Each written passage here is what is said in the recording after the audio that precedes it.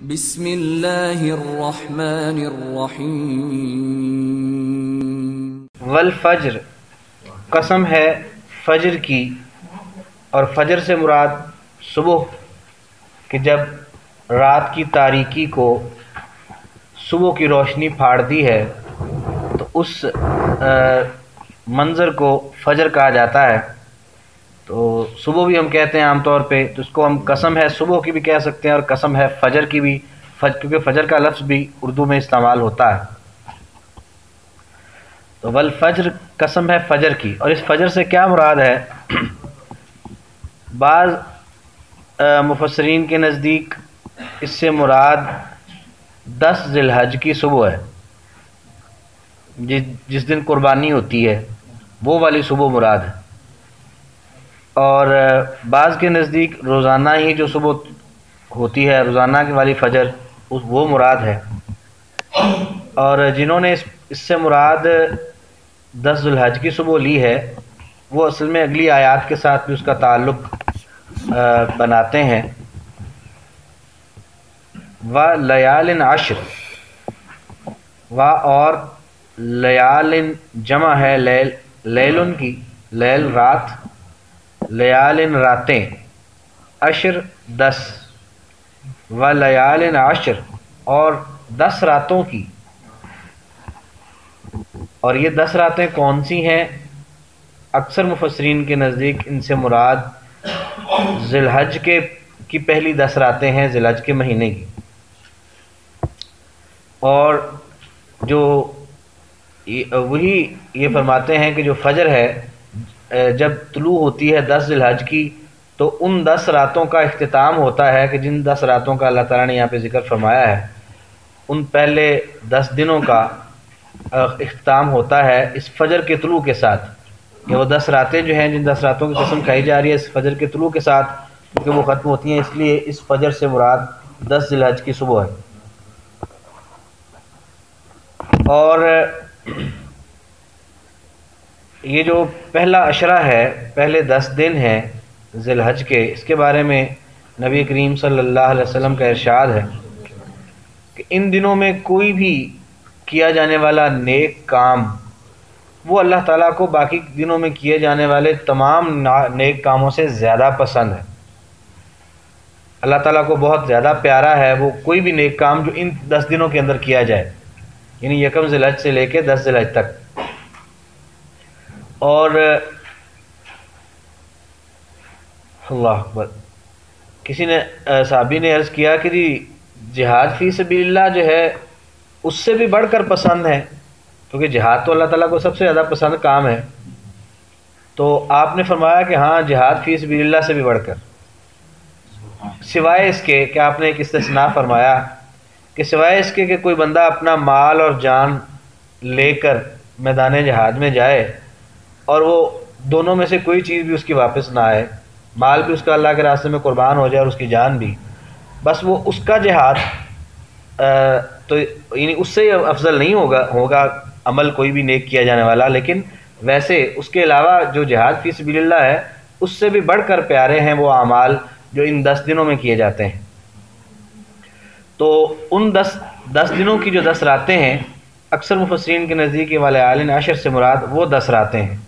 بعض نے ویسے رمضان شریف کی بھی کہا، لیکن وہ بہت تھوڑے لوگوں کی رائے ہے۔ اکثریت اس سے مراد 10 راتیں وہ جو پہلے ذی الحج کے پہلے عشرہ کی 10 راتیں ہیں۔ والشفع والوتر، قسم ہے، واو منا قسم ہے، الشفع جفت یا جوڑی، جفت جو ہے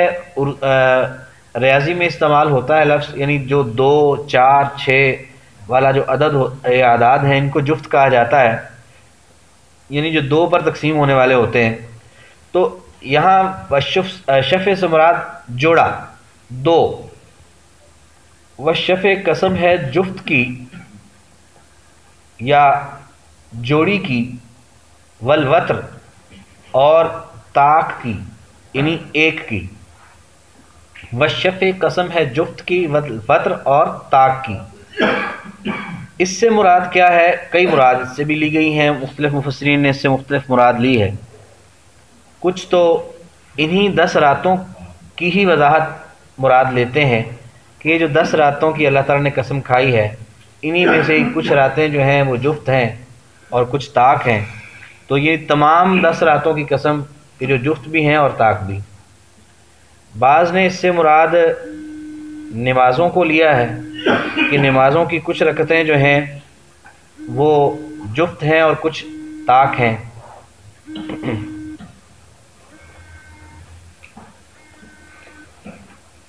ماما یہ فون سو کیسے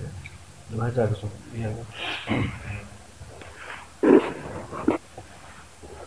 سن لو ہے کر لو نا۔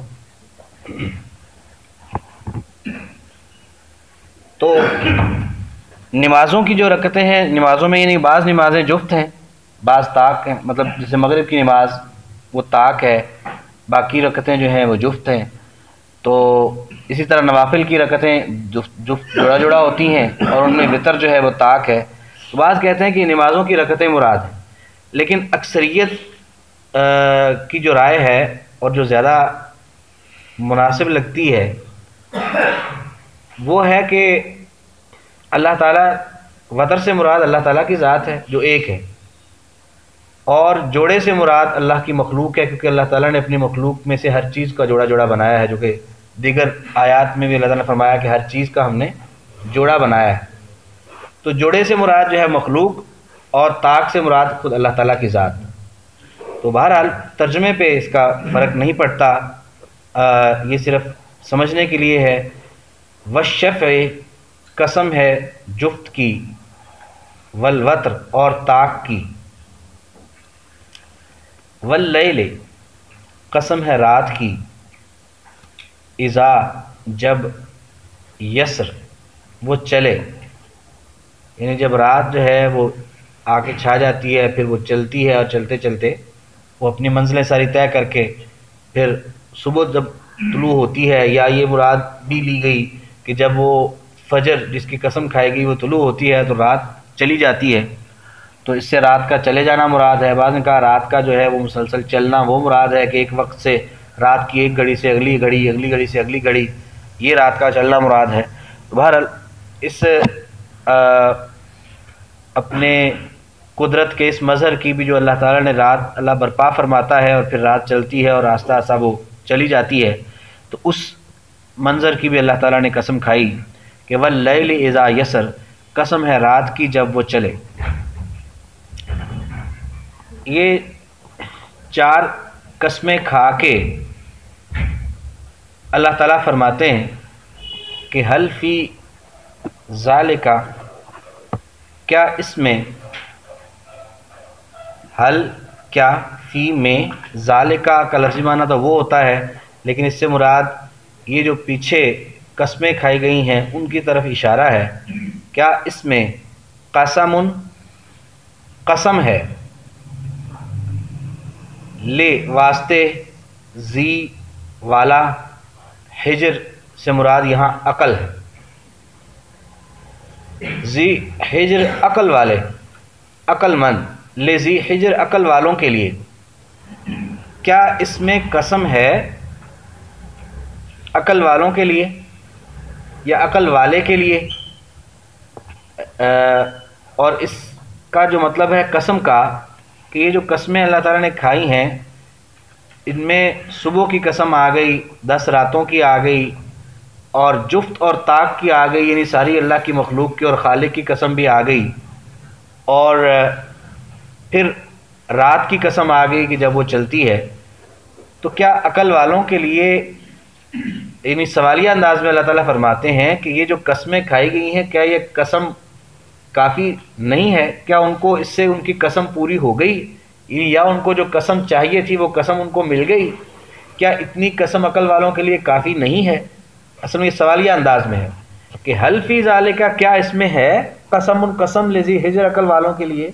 کیا عقل والوں کو قسم مل گئی، یعنی کیا عقل والوں کے لیے قسم کافی ہے جو قسم کھا لی گئی؟ حل فی ذالک، کیا اس میں قسم ہے، لذی حجر عقل والے کے لیے یا عقل والوں کے لیے۔ پھر فرمایا کہ علم کیا نہیں، ترا دیکھا تو نے۔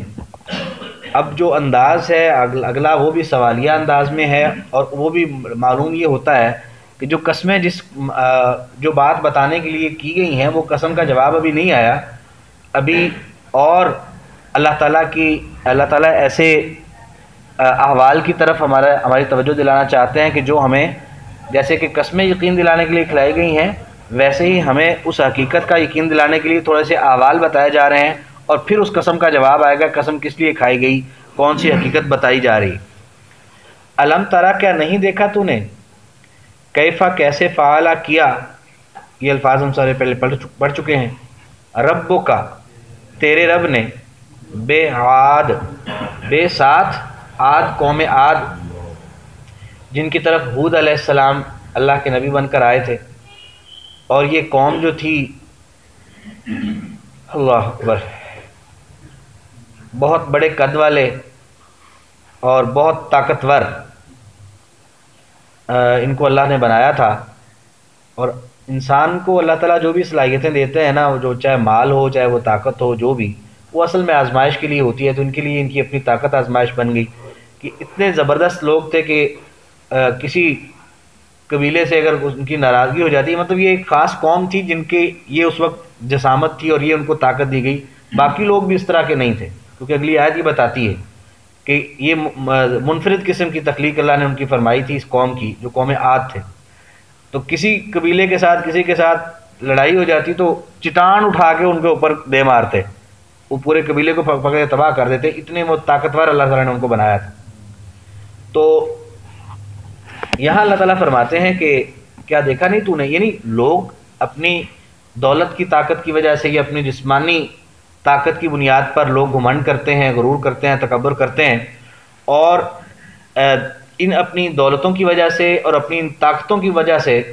وہ دنیا میں اتنے مگن ہو جاتے ہیں کہ اللہ سے غافل ہو جاتے ہیں، اللہ تعالیٰ کے احکامات سے بغاوت اور سرکشی کرتے ہیں۔ تو اللہ تعالیٰ فرماتے ہیں کہ کیا پھر جسمانی طاقت کے طور پر یا قد کاٹ کے طور پر یا کسی شان اور عظمت کے طور پر کسی شخص کو اگر غرور ہو سکتا ہے تو پھر قوم عاد سے بڑھ کر بھی کوئی تھا؟ تو کیا دیکھا تم نے کہ تمہارے رب نے ان عاد والوں کے ساتھ کیا کیا تھا، جو بڑے بڑے قد کاٹ والے تھے اور بڑی طاقت والی وہ قوم تھی، تو اس کا کیا حشر ہوا تھا؟ اس کا نہیں دیکھا تم نے؟ تم اپنی طاقت کی بنیاد پر اللہ کے حکموں سے بغاوت کر رہے ہو، اس سے لاپرواہی اور بے پرواہی کر رہے ہو، تم نے دیکھا نہیں کہ اس قوم عاد کے ساتھ اللہ نے کیا کیا تھا؟ اچھا اب اگلی جو آیت ہے، علم ترا کیا نہیں دیکھا تو نے، کیف فعلا کیسے کیا ربو کا تیرے رب نے بعاد قوم عاد کے ساتھ، ارم قوم ارم، ذات العماد ذات والی، اور وہی ذا پیچھے تھا، ذا مذکر کے لیے ہوتا ہے، ذات والی مؤنث ہو جاتی ہے اس کی، عماد یہ عمدن یا کی جمع کہہ لیں ستون، ذات العماد ستونوں والی، قوم ارم ستونوں والی۔ اصل میں یہ جو عاد ہے نا، عاد بھی ان کے دادا کا نام تھا، جن کی اولاد ساری جیت ہوئی، عاد شخص کا نام تھا، اور ان کی جو قوم تھی ان کی ساری جو اولاد تھی وہ قوم عاد کہلاتی تھی۔ یہ قوم عاد ان کے دادا کا نام تھا۔ عاد کے والد کا نام ارم، ارم کے دادے کا نام اوس، اور اوس کے والد سام، اور سام کے والد نوح علیہ السلام۔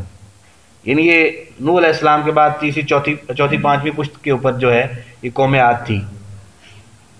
تو ارم جو ہے یہ ان کے دادا کا نام بھی ہے، اور اس قوم کو قوم ارم بھی کہا جاتا تھا، اور یہ بھی تاریخی طور پہ ثابت ہے کہ قوم عاد جو ہے وہ دو عاد قومیں تھیں۔ ایک کو عاد اولا کہتے ہیں جو پہلی قوم عاد تھی، اور یہ عاد اولا کی خصوصیات تھی کہ ان کو قد کاٹ بہت زیادہ دیا گیا تھا، اور ایک عاد جو بعد میں تھی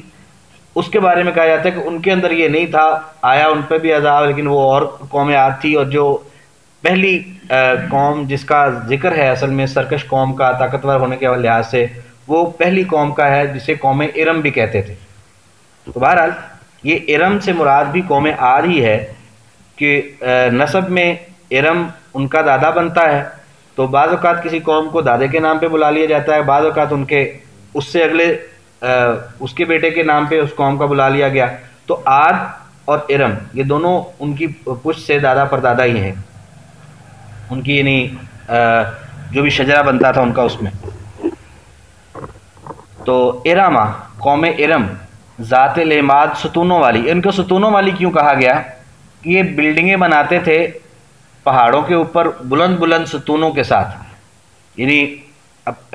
کوئی اپنی جو رہائش بنانی ہے بلند ستون بنا کے مضبوط قسم کے، ان کے اوپر اپنی بلڈنگ بنانی، اس طرح سے بھی ان کی خصوصیت تھی۔ اور بعض کہتے ہیں کہ نہیں، ان کی جو قد کاٹ تھا اس کی وجہ سے ان کو ستونوں کے ساتھ تشبیہ دی گئی ہے، لیکن زیادہ تر رائے اسی حق میں ہے کہ ان کا جو تعمیرات کا انداز تھا، کیونکہ وہ بہت تکبر کرنے والے تھے اپنی طاقت پر، تو اسی طاقت کو استعمال کرتے ہوئے وہ اپنی اس شان و شوکت کو برقرار رکھنے کی اور لوگوں پر رعب قائم کرنے کے لیے بلند جگہوں پر، چٹانوں کے اوپر، پہاڑوں کے اوپر اونچے اونچے تعمیرات وہ کرتے تھے اور ستونوں کے اوپر کرتے تھے، اس وجہ سے ان کو ذات العماد کہا گیا، ستونوں والی قوم ارم۔ ارما قوم ارم ذات العماد ستونوں والی، اللتی وہ جو لم نہیں یخلق تخلیق کی گئی یا پیدا کی گئی، مثلہا مثل اس کی، فی البلاد فی میں، بلاد جمع ہے بلد کی، بلد شہر، بلاد شہروں میں، یعنی کہیں بھی کسی اور شہر میں، کسی اور علاقے میں کہیں وہ اس طرح کی کوئی قوم نہ پہلے کبھی بنائی گئی، نہ بعد کبھی بنائی گئی، نہ اس وقت کوئی اور قوم اس طرح کی تھی۔ تو اللہ تھی وہ جو، یہ جو قوم عاد تھی یا جو قوم ارم تھی ذات العماد، وہ ایسی قوم تھی، اللہ تھی وہ جو لم یخلق نہیں پیدا کی گئی، مثلہا اس جیسی، فی البلاد شہروں میں، کہیں بھی کسی بستی میں کسی علاقے میں ایسی قوم جو ہے وہ پیدا نہیں کی، یہ منفرد قسم کی قوم تھی جو اللہ نے پیدا کی تھی۔ تو اتنا کافی ہے جی سبق؟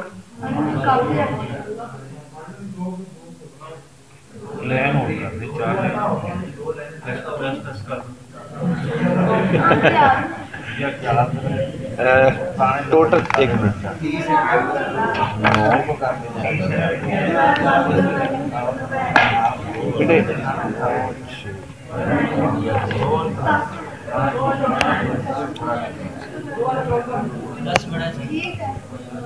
اچھا جی، بہرحال ذرا دیکھ لیں رائے کو اس کو یا تو میرے خیال میں ٹوٹل اس کے جو عام ہمارا چھاپا ہے اس پہ 15 لائنیں بن رہی ہیں، وہ آخری تو 2-4 الفاظ ہیں، آج اس کے ساتھ 16۔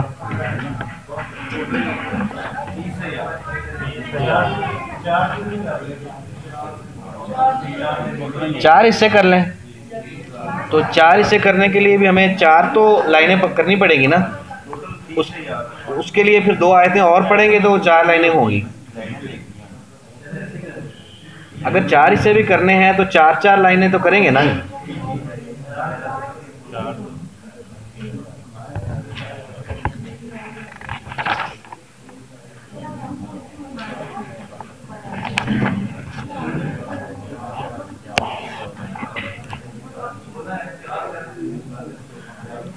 چلیں جی، ایک آیت پھر اور کر لیتے ہیں، کیونکہ آخری جو لائن ہوگی وہ کہ چھوٹی ہے، جو 16ویں لائن ہے، اسی کے لحاظ سے ہم ایک آیت اس سے کم کر لیتے ہیں، ایک آیت اور پڑھ لیتے ہیں تاکہ جو زیادہ بوجھ محسوس کر رہے ہیں ان پر بھی بوجھ زیادہ نہ پڑے۔ اعوذ باللہ من الشیطان الرجیم۔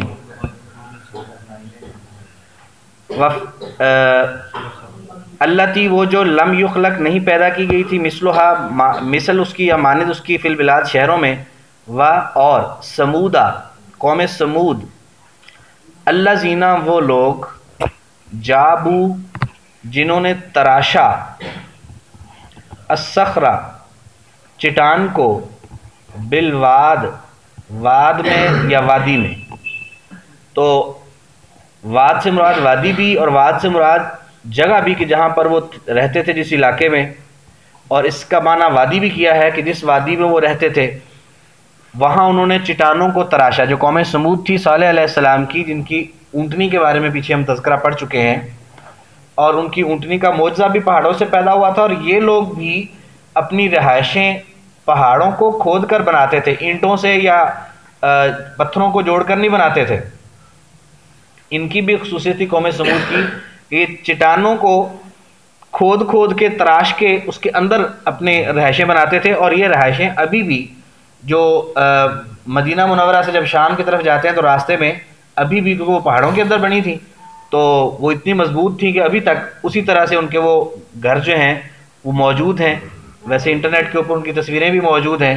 ان گھروں کی۔ ایسی جگہوں پہ ویسے رسول اللہ صلی اللہ علیہ وسلم کی جو تعلیم ہے، اگر کوئی جائے تو آپ کی تعلیم یہ ہے کہ وہاں پر سیر کی غرض سے نہ جانا چاہیے، اور نہ ہی وہاں